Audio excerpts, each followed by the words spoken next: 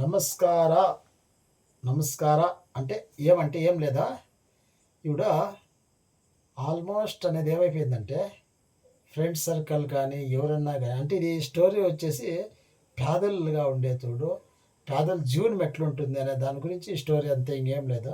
ఇప్పుడు పేదలుగా ఉండేవాళ్ళు ఏమైపోతుందంటే మనతో ఫైనాన్షియల్ ప్రాబ్లం, పేదలు అంటేనే ఫైనాన్షియల్ ప్రాబ్లం, పొద్దున్నే పోతే సాయంకాలం ఖర్చు అయిపోయేది ఇట్లా ఆల్మోస్ట్ మనం సేవ్ చేసేది అనేది చాలా కష్టం ఉంటుంది.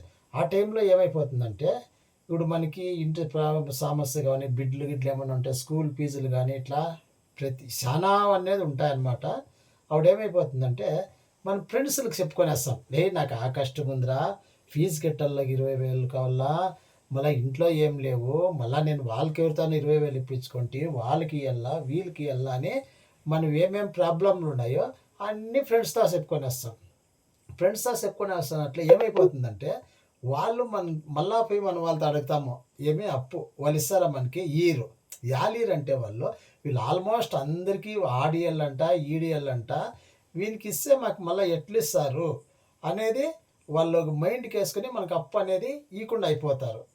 కానీ మనం ఏం చేయాలంటే మనకి ఏమే ప్రాబ్లమ్ ఉన్ని, మనం తినేకి లేకున్నా గూడా మన కష్టం అనేది ఇంకొకరికి చెప్పుకోకూడదు కదా! మన కష్టం అనేది మనం ఎవరికి చెప్పుకుంటామో ఆవిడేమైపోతుందంటే ఎవరు మనకు ఒక రూపాయి అనేది ఇయ్యరు. బట్ జీవితంలో ఎవరే కాకుండా మనకెంత కష్టం వచ్చినా కూడా దయచేసి ఎవరికీ చెప్పుకోలేకపోద్దండి. చెప్పుకోకుండా నువ్వు ఆడ అప్పడుగు 100% ఒకడు ఇయ్యకపోయినా కూడా ఒకడిస్తాడు.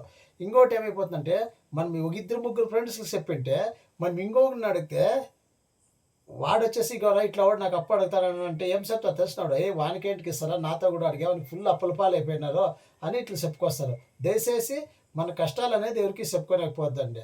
నమస్కారం.